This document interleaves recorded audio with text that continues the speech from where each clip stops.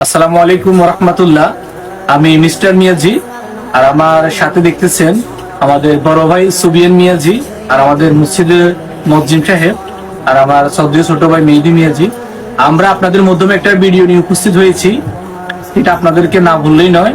তো আমাদের এই বিষয়ে যিনি আমাদের আজকে মেহমান বিন্দুর এক অংশ, জনাব শহীদুল ইসলাম সাহেব, তিনি আমাদের সামনে কিছুক্ষণ কথা বলবে। আপনারা কথাগুলো শুনুন। السلام عليكم ورحمة الله تعالى وبركاته. إن الحمد لله نحمده ونصلي على رسوله الكريم أما بعد. সম্মানিত উপস্থিতি, যে যেখান থেকে দেখতেছেন, দেশে কিংবা প্রবাস থেকে আমাদের সাথে আছেন যারা সংযুক্ত, আজকে আমাদের যে আলোচ্য বিষয়, আমাদের বিষয় হচ্ছে শান্তি মিশন বা শান্তি দিবস বললে চলে এক কথায়। আসলে আমরা এমনি ফ্রেন্ডলি সবাই কথাবার্তা বলি, এরই মাঝে বিভিন্ন কারণে কিছু কথা না বললেই হয়, তারপরে বলতে হয়। সূচনা লগ্ন থেকে বিলম্ব, সময় নষ্ট হচ্ছে, এরই বাকি বলতে শুরু করতেছি। আমাদের মাঝে আমরা যারা আছি, আমরা ফ্রেন্ডলি সবাই অতীত থেকে ছিলাম, এখনো আছি।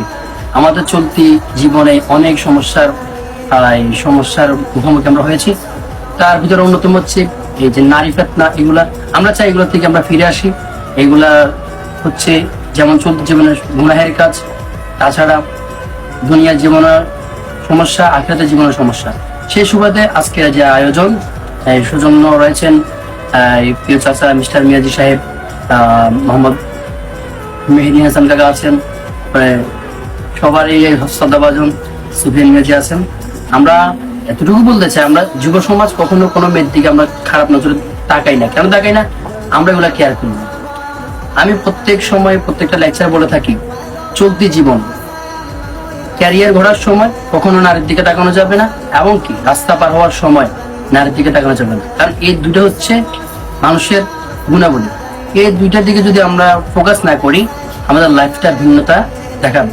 যদি আমরা এই কাজের সময় নারীর দিকে আমরা লোভবান হয়ে যাই, তাহলে আমাদের জীবনে অ্যাক্সিডেন্ট মাস্তি হবে, রোড অ্যাক্সিডেন্ট, তাছাড়া লাইফ অ্যাক্সিডেন্ট তো হতেই পারে, এটাই স্বাভাবিক। এই জন্য বলবো, আমরা আমাদের কাজগুলোকে গুছিয়ে নেব, আমাদের দৈনন্দিন জীবনে সাজিয়ে গুছিয়ে। আমরা নারীকে লোভবান বানিয়ে জীবনের সাথে সম্পৃক্ত করতে চাই না। আমরা চাই নারীকে সম্মানের তালিকা রেখে নারীর সাথে সুন্দর আচরণ দিয়ে দুনিয়া এবং আখিরাতে জীবনটাকে সাজিয়ে রাখতে। আজকে আমি আর কথা না বললেই ভালো হয়। আমরা সব সময় ইসলামের পক্ষে ছিলাম, থাকবো। বাংলাদেশের আনাচে কানাচে বিভিন্ন সংগঠন রয়েছে স্বেচ্ছাসেবী, তারই মধ্যে আমাদের যে বন্ধুত্ব সংগঠন রয়েছে, এগুলো আমরা যেন সবসময় ইসলামের জন্য কাজে লাগাতে পারি, সে আশা ব্যক্ত করে আজকে আলোচ্য বিষয় এখানে শেষ করতেছি। ওয়া মা তাওফীক ইল্লা বিল্লাহ। আসসালামু আলাইকুম ওয়া রাহমাতুল্লাহি তাআলা ওয়া বারাকাতুহু।